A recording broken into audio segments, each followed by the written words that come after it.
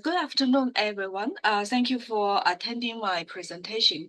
So in this afternoon, I'm going to introduce you, just share about some research which were conducted by our research team, which was led by Professor Angela Liang, actually. So we're using the home-based social robot for providing care for older people. So look at the the United Nations data. Actually, we know the global population aging the issue is increasingly, I think, both in men and also the women. So this kind of population aging issue is also similar in Hong Kong.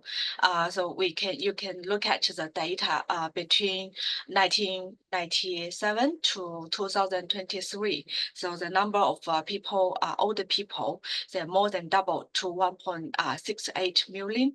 And also you can see in the future 2033, so we projected the older population will go to the like 30, close to the 30%. So for the Hong Kong government has been promoting the policy of aging in place since many years ago.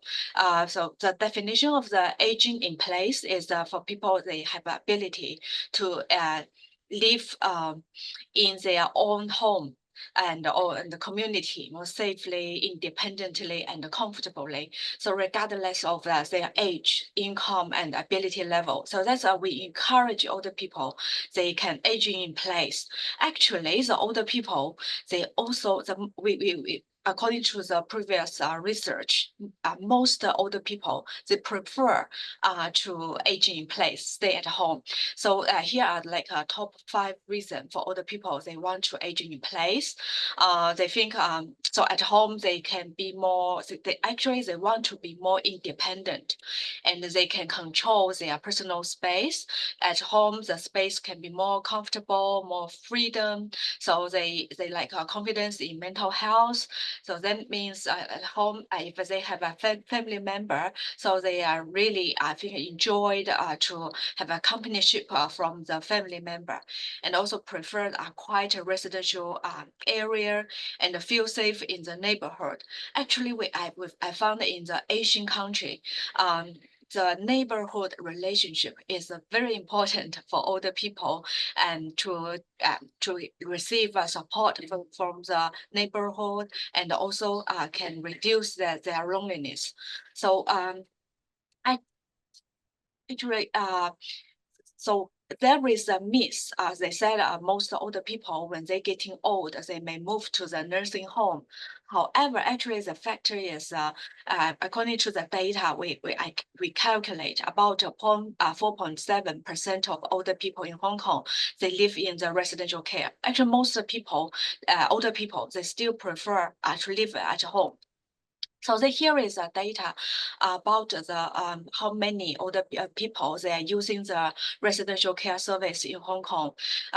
So from this data, we can see between this 2019 to 2023, residential care service place is increased by 14%. But on Q2 the 2023, it's about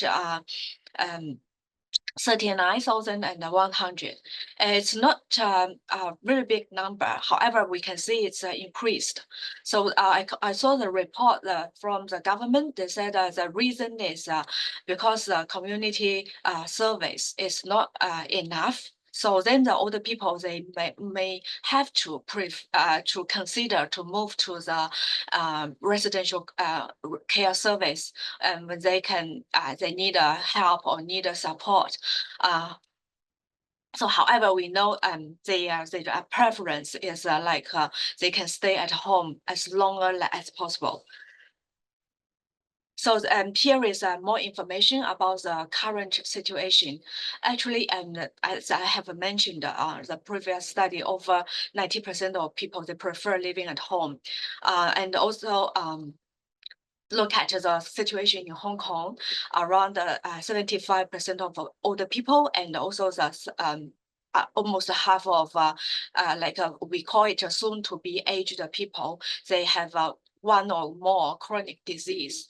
And we can see a recent survey, they ask people to rate what's the most important service they want to receive in the community. So people mention about they want a healthy diet and exercise to maintaining their mental and spiritual health. Also, they're maintaining a general healthy lifestyle. That's quite important if we can provide in the community.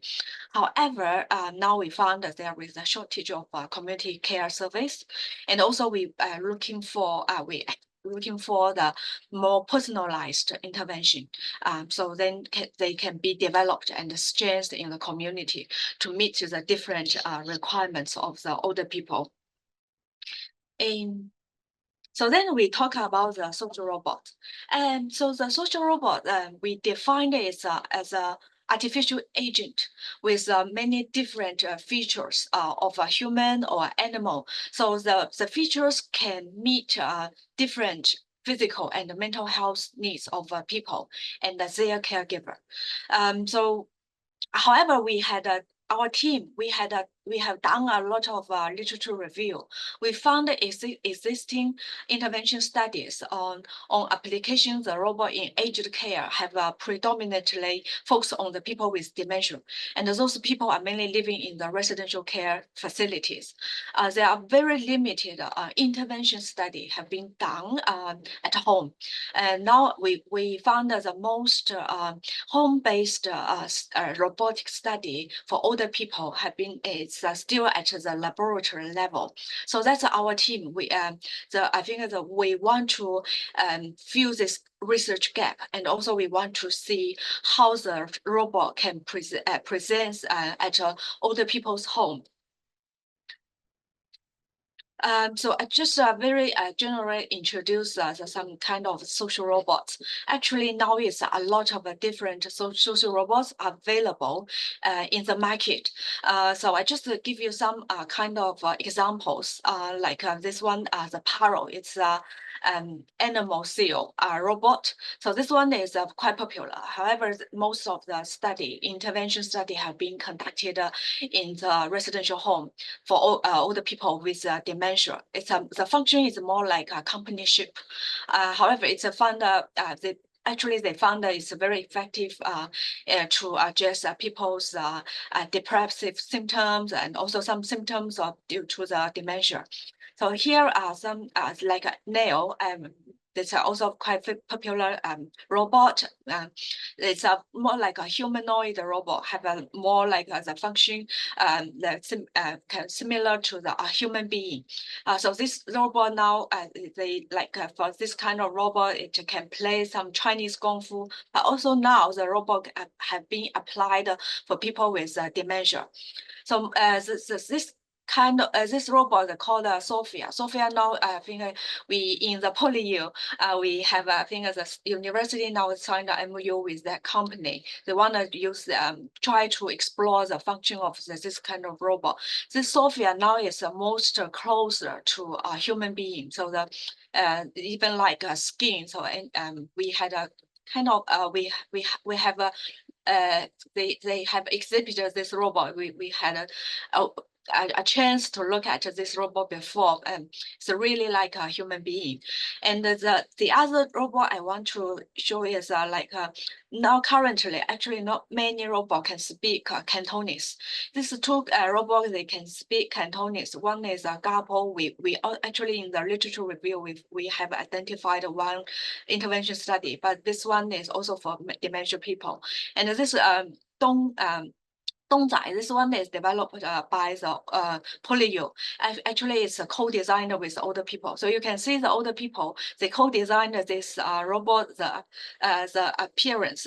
So we can see that older people, they may have a different taste, what kind of robot they really like.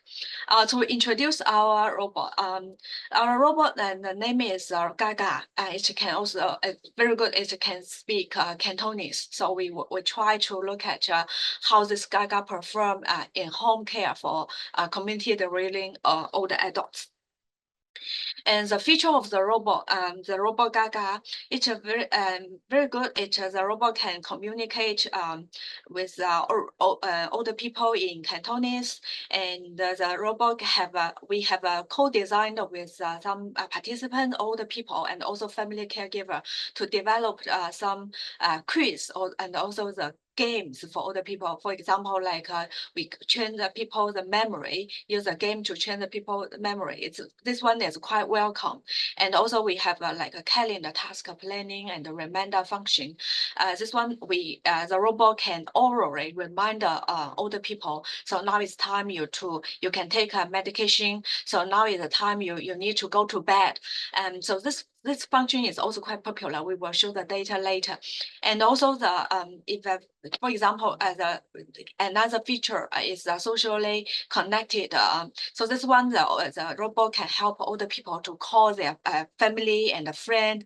So if the robot remind older people to take a medication, they will check with the older people whether you have a take or not. So if they have a yes, so then the robot can send a message to the family member. So then also the robot can help older people to play music, play their preferred books, story, and also some daily news, and also to report the weather. And another very good thing is that the robot can help older people to manage their healthy lifestyle using the reminder function. And also they have the robot can play different exercise, so older people can follow the robot to do exercise. So that's quite comprehensive features. So is the first study, the study one, we explored the presence of this robot Gaga at home for older people. They living alone or they living with their older spouse in Hong Kong. So we have done 4 cases. So you can see this is the older people, they use the robot at home. So this paper has been published. If you have more interest, you can also, I think, refer to our paper. So the acceptance of the robot by older people, actually, we found that the older people, they use the feature of the robot every day. And you can see we calculate like averagely, the older people, they use the robot per person per day is 9 times, 9 interactions. So we just ask ourselves if whether we will have an interaction with our family member 9 times per day. So we think that this kind of interaction is very good, especially for older people, they living alone. So they also perceived by themselves, they think it's a very good external stimulation for their brain. And also talking to Gaga, listen to the music, and calendar reminder, as I have mentioned, weather report are quite commonly used features.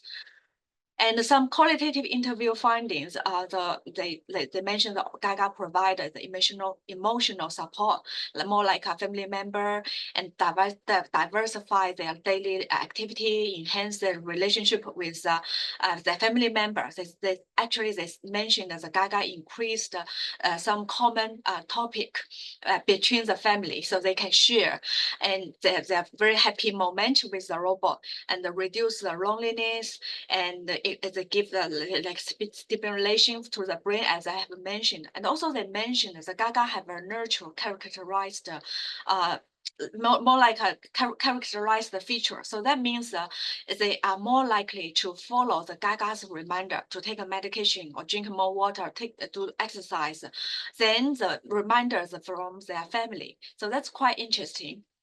Oh, this is our first case study. So the conclusion is actually we found is both older people and the family caregivers, they like to accept the Gaga, and both of them, they think it's a very good company, and it can enhance their relationship. And also they mention about the personalized content of the features that can enhance their usage. And we found that if we want to support aging in place and also to fill the current service gap, so it's very important to develop a reliable and also age-friendly robot service for older people.